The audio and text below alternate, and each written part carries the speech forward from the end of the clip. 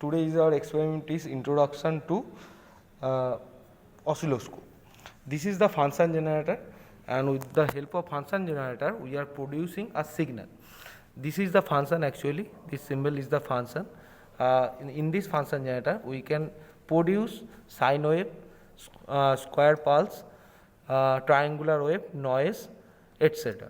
So first we are taking sine wave. This is the frequency button, this is the frequency by which we can change the frequency. So how to change the frequency? This is the down arrow, and the left arrow and the right arrow button is there. With the help of right arrow we have to select any number here, and with the help of this button we can change the number. So now the with the help of this knob we will change the number by which the values of the frequency of that waveform will change. Now the frequency is 1.1 kilohertz. The same way we are giving 1.5 kilohertz. I am setting the waveform at 1.5 kilohertz. Next, this is the amplitude button by which we can change the amplitude. We have to bring the cursor to any number. Suppose this is the 0, so this is 9 of the voltage amplitude. This is the peak to peak voltage. Here it's showing 6. Now I am setting at 10 volt. By using these knobs we are changing the peak to peak voltage at 10 volt. Okay, প্রুফের কেসটা বললাম না, from that function generator we are feeding the output of that function generator to the CRO.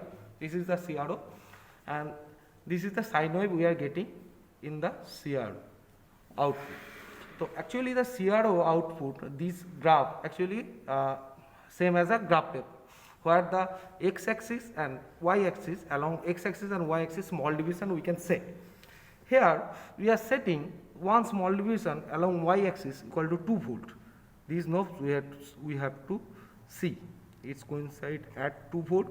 So here along y-axis one small deviation equal to 2 volt. What is the small division? From here to here. One small division is further here to here is equal to 2 volt.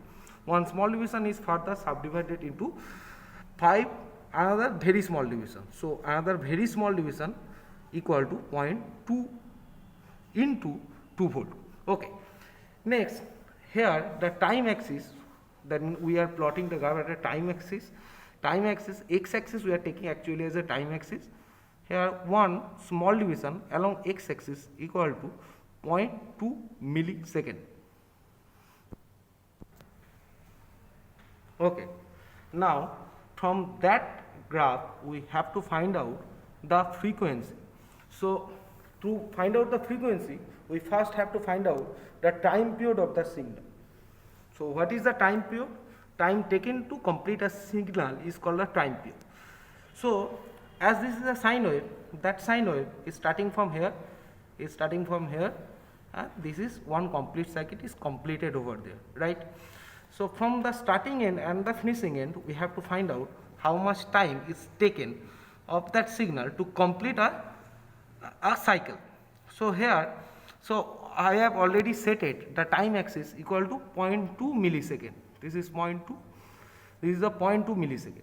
That means x-axis, along x-axis one small division equal to 0.2 millisecond. So what is the small division? From here to here, actually a small division.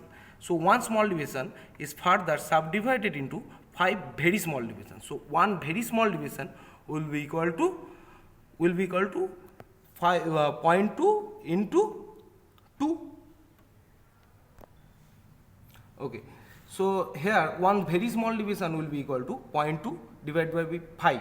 As in a small division there will be 5 very small divisions. So one very small division will be equal to 0.2 divided by 5 equal to 0.04 millisecond.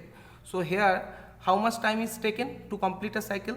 One small division plus one small division plus 4 very small division. So 2 complete small division and 4 very small division. For 2 complete small division that will be 0.2 into 2, that means 0.4 millisecond, and for 4 very small division there will be 0.16 millisecond, that means total 0.56 millisecond. So what will be the frequency? 1 divided by 0.56 into 10 to the power minus 3. That is our frequency of that signal that we have to calculate. So we have applied 1.5 kilohertz. So as per our signal from CR, we are getting the time period will be 0.56 milliseconds. So what will be the frequency? 1 upon 0.56 into 10 to the power minus 3 is coming 1.78 kilohertz, and here we have giving 1.5 kilohertz. This slight mismatch is coming due to some instrumental error. Now we have to find out the peak to peak voltage of that waveform. Peak to peak voltage means the distance between upper peak and lower peak along y-axis is called the peak to peak voltage. So here we have applied the peak to peak voltage equal to 10 volt, right? And we have set it the volt per division equal to 2 volt. So here along y-axis one small division equal to 2 volt. The along y-axis one small division equal to 2 volt means from here to here is equal to 2 volt.